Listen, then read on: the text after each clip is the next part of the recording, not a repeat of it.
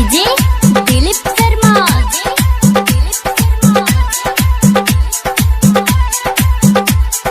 सुनौला चंद्रभान।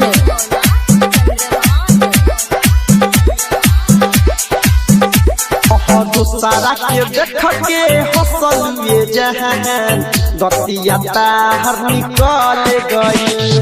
दूसरा के देख के हंसलिए जहान दतिया ताहर निकल गई। गइलू जब ससुराल में, गइलू जब ससुराल में ताहर सैया देख के चल गइलू।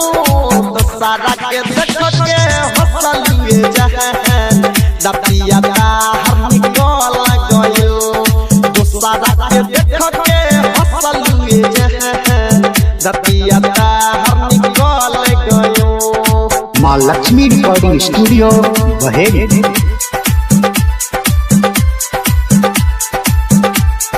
दिलीप शर्मा गोपालगंज।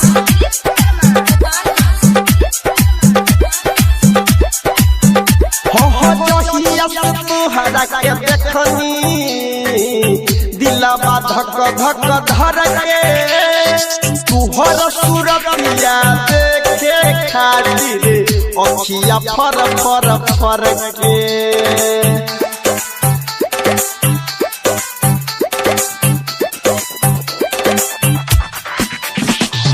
जहिया तोहरा के देखनी दिलवा धक धक धर के मोहनी मूरतिया देखे खातिर अखिया फर फर फर के।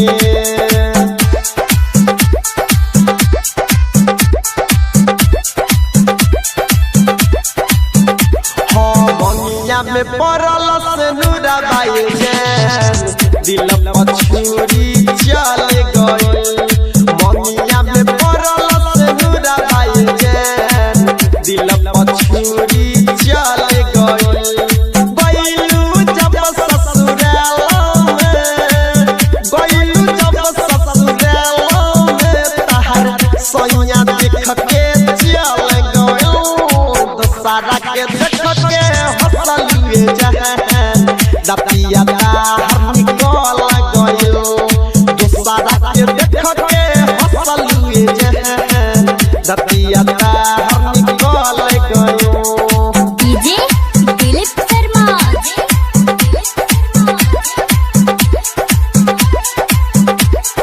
सुनौला चंद्रभान।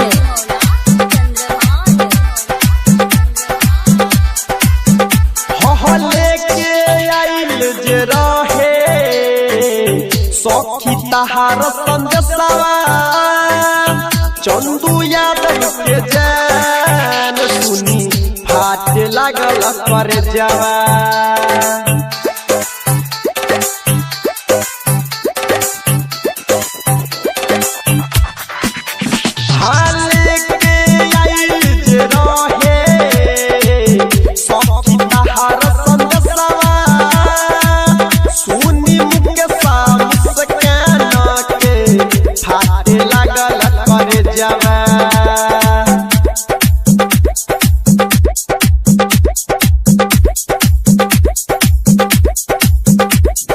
मंगिया में पड़ल सिंदूरा बाई जैन दिल पे छुरी चल गइल। मंगिया में पड़ल सिंदूरा बाई जैन दिल पे छुरी चल गइल। गइलू जब ससुराल में, गइलू जब ससुराल में ताहर सैया देख के चल गइलू। दूसरा के देख के हंसलिए जहान दतिया ताहर निकल गइलू। दूसरा के देख के हंसलिए जहान